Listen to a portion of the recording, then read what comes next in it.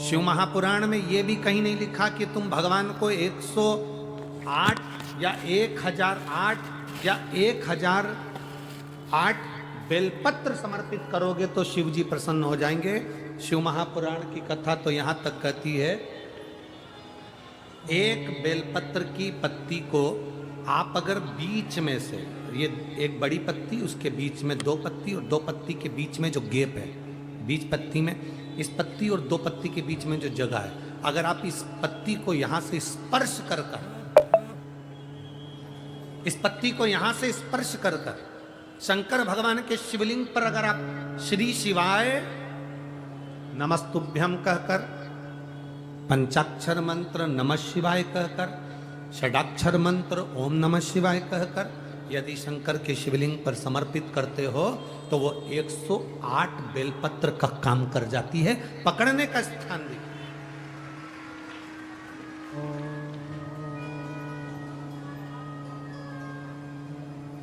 देखिए, ये स्थान की बड़ी मूलता है, जो थोड़ा सा समझेंगे अपन, थोड़ा ध्यान देंगे तो ये जो ये स्थान है ये बड़ा मूल माना गया।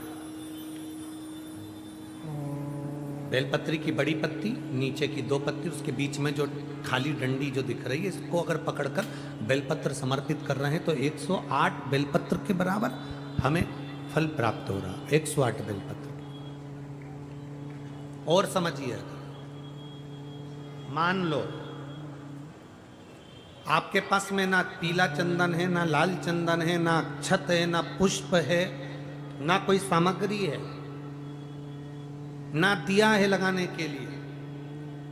शंकर जी के मंदिर में लोटा भर के जल लेकर गए हो, आज तुम्हारे पास में हो सकता है जल भी नहीं है, लोटा भी नहीं है, तो जिस शंकर जी का दर्शन करने गए हो उन्हीं की बेलपत्र को उठाओ और बेलपत्र को उठाने के बाद पहले अपने हथेली पर रखो, अपना हाथ रखकर बाबा से प्रार्थना कर कर बेलपत्री की मध्य पत्री, आगे वाली पत्ती को पकड़कर अगर वो बेलपत्र हम शिव जी को समर्पित करते हैं तो हमारा पीला चंदन, लाल चंदन, दिया सब बाबा को समर्पित हो जाता है उस बेलपत्री में। एक बेलपत्री का सुख हमारे जीवन का एक आनंद दे देता है। हम तो यहां तक कहेंगे, अगर कभी जिंदगी में तुम्हें लगे कि गुरुजी मेरा पैसा फंस गया, नहीं मिल रहा है, या मेरा पैसा अटक गया, नहीं मिल रहा, या मेरा घर में धन नहीं है, बहुत तकलीफ की जिंदगी चल रही है, आप ये बेलपत्री का जो दो पत्ती है ना, ये दो पत्ती इस जगह से पकड़कर, आपको लग रहा है कि पैसा नहीं है, काम बहुत बड़ा अड़ा है, बेटे की शादी, बेटी की शादी, या मकान या दुकान, कोई काम अड़ गया, ये दो बेलपत्री की पत्तियों को पकड़कर अपनी कामना कर कर शिव जी को समर्पित करो और एक लोटा जल बाबा को चढ़ाना प्रारंभ करो। 20 से 22 दिन इंतजार करना, मेरा बाबा हाथ पकड़कर कुबेर भंडारी भंडार जरूर भरेगा।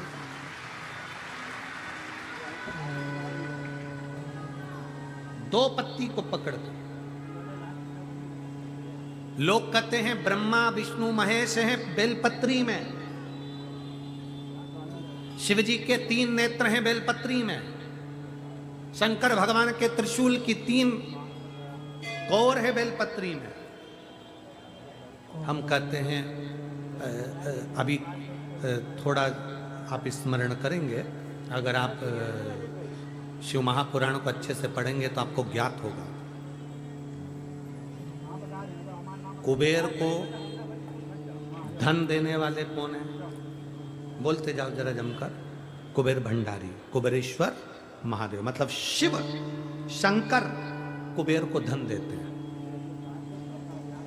जिस समय पर भगवान विष्णु संपूर्ण विश्व के कल्याण के कार्य करने लगे, कुछ नहीं हाथ में रहा, तब लक्ष्मी से उन्होंने धन लिया। आपने हमारे तिरुपति बालाजी की कथा सुनी, लक्ष्मी से धन लिया।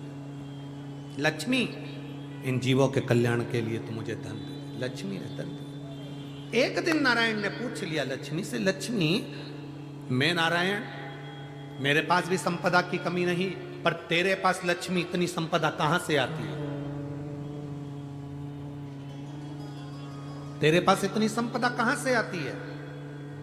लक्ष्मी जी कहती हैं, मेरी मां ने, मेरे पिता ने मुझे केवल एक ही बात सिखाई थी, किसी के आगे हाथ नहीं फैलाना है, शंकर की स्तुति करना है। लक्ष्मी जी कहती हैं, जब मुझे जरूरत पड़ती है मैं कुबेर को साथ में लेकर पहुंचती हूं।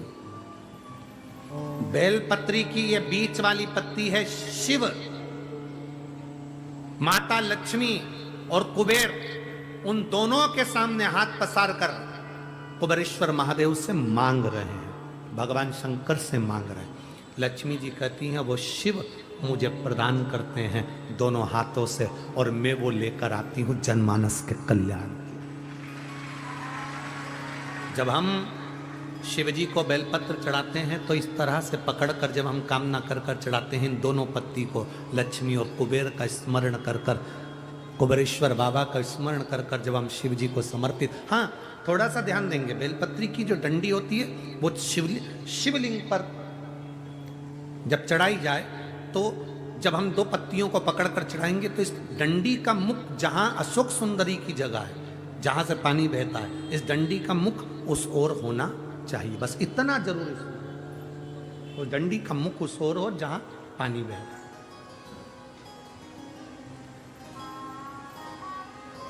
जिस जगह से जल बह रहा हुआ उसको उस ओर।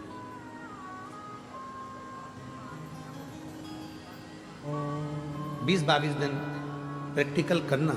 सियोर वाला महाराज कहीं झूठ तो नहीं बोल रहा है?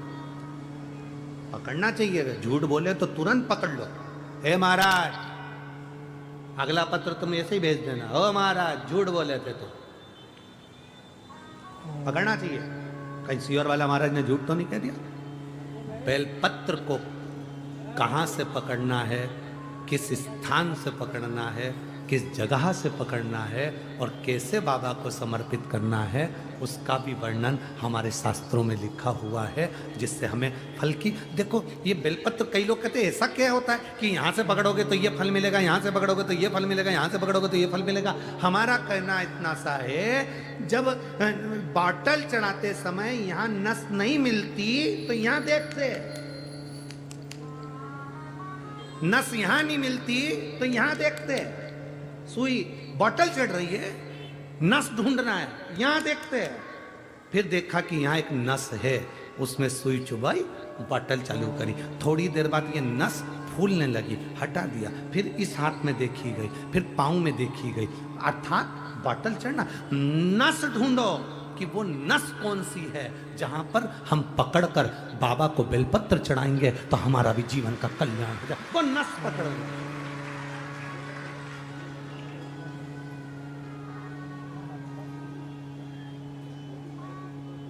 पहले के लोगों क्या भगवान की पूजन नहीं करते थे?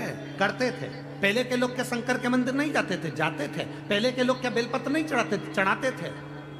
पर उनको यह नहीं ज्ञात था कि जल चढ़ाने से क्या फल होता है, उनको नहीं ज्ञात था कि जल पीने से क्या फल मिलता है, बेलपत्र खाने से क्या फल मिलता है, शिव जी को बेलपत्र चढ़ाने का क्या फल मिलता है। पहले पूजा का विधान इतना लंबा था कि लोग डरते थे, इतनी लंबी पूजन में हम कैसे बैठेंगे, क्या करेंगे, इतना सारा सामान कहाँ से लाएंगे, इतना सारा सामान कैसे लाएंगे, पैसा कितना खर्चा होगा। पर शिव महापुराण जब से आप सुन रहे हैं, पूजा का विधान सरल हो गया, सारी समस्या का हल एक लोटा जल हो गया। कोई ढोंग नहीं, कोई प्रपंच नहीं, कुछ मत लाओ, तुम तो दिल से बाबा के पास जाओ और पुकारो। उसके मिलने से ज्यादा जरूरी है उसको पुकारना। पुकारेंगे वो आएगा, निश्चित है। पुकारो। बच्चा खेल रहा है, मां उसको दूध नहीं पिलाएगी, बच्चे ने पुकारा, रोया, मां उसको दूध पिलाएगी। बच्चा खेल रहा है, मां उसको गोदी में नहीं उठाएगी, बच्चा रोया, पुकारा, मां उसको गोदी में उठाएगी। बच्चा शेयर मार्केट करी आया, डब्बा गोल करी आया, शेयर मार्केट में पैसा हरी आया, सबसे कहा, किसी ने नहीं सुना। बच्चा घर में आया, अपने बाप के आगे रोया, अपनी मां के आगे रोया, तो मां अपनी रकम भी बेच दी, मकान बेच दिया, प्लाट बेच दिया, पर अपने बच्चे को कर्जे से मुक्त करा दिया, क्योंकि वो पुकार उसने करी अपने माँ बाप से। बच्चा माँ बाप से पुकार करता है तो माँ बाप कुछ भी करके अपनी जेवर बेच दे, जमीन बेच दे, पर अपने बच्चे को पुकारते से अपने बच्चे को बचाने का प्रयास करते हैं। उसी तरह शंकर भगवान मिले ना मिले, तुम उसके दरवाजे पर जाकर पुकारते रहो, वो तुम्हारे दुख काटता रहे। पुकारना जरूरी है। तेरे मंदिर में आना मेरा काम है, मेरी बिगड़ी बनाना तेरा काम है। तेरी चौखट पर मैं आ ही गया, मुझे दर्श दिखे कि मैं बहुत हताश हो चुकी हूं, बीमारी समाप्त नहीं हो रही, या मेरा दुख या मेरी तकलीफ है समाप्त नहीं हो रही है, कष्ट मेरे मिटी नहीं रहे, दुख मेरे समाप्त ही नहीं है। तब बेलपत्री के जो बीच वाली पत्ती होती है और उस पत्ती के नीचे 2 पत्तियां होती हैं, बहुत ध्यान से देखिएगा और समझिएगा। जैसे ये बीच वाली पत्ती है और उसके नीचे 2 पत्तियां, इसके मध्य में जो डंडी है बेलपत्री के और ये 2 पत्ती के बीच में जो डंडी रहती है, समझते हैं ना सब लोग? समझ रहे हैं ना?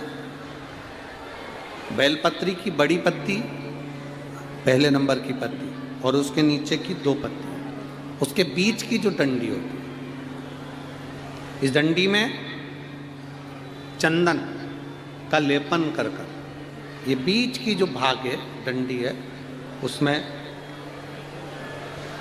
ये देखिए, ये तो 2 पत्ती हो गई, एक ये पत्ती हो गई। अब ये जो बीच का भाग है, सब लोगों को देख रहे होंगे, तो बीच का जो ये भाग है, इस बीच के भाग पर चंदन का लेपन कर 7 दाने चावल के लेकर, जब तुम्हें लग रहा है कि ये बीमारी समाप्ति नहीं हो रही, पकड़ के बैठ गई, ये तो छूटी नहीं गई, डॉक्टर अपना काम करे, या कोई ऐसी बात है कि अदालत में कोई केस चल रहा है, या प्रशासनिक कोई तकलीफ आ रही है, या अपने घर में कोई व्यापार से जुड़ी हुई या कोई धन से जुड़ी हुई कोई प्रॉब्लम है और वो समाप्ति नहीं हो रही, बहुत आप लोगों ने कर लिया, तब ये बेलपत्री इसके मध्य की जो डंडी है, इस मध्य की डंडी में चंदन लगाकर 7 दाने चावल के लेकर, आप जब द्वार में से मंदिर के अंदर प्रवेश करते हैं, जैसे ये मंदिर का मुख्य द्वार है, मुख्य द्वार से मतलब शंकर जी को जब जल चढ़ाने के लिए हम लोग अंदर जाते हैं,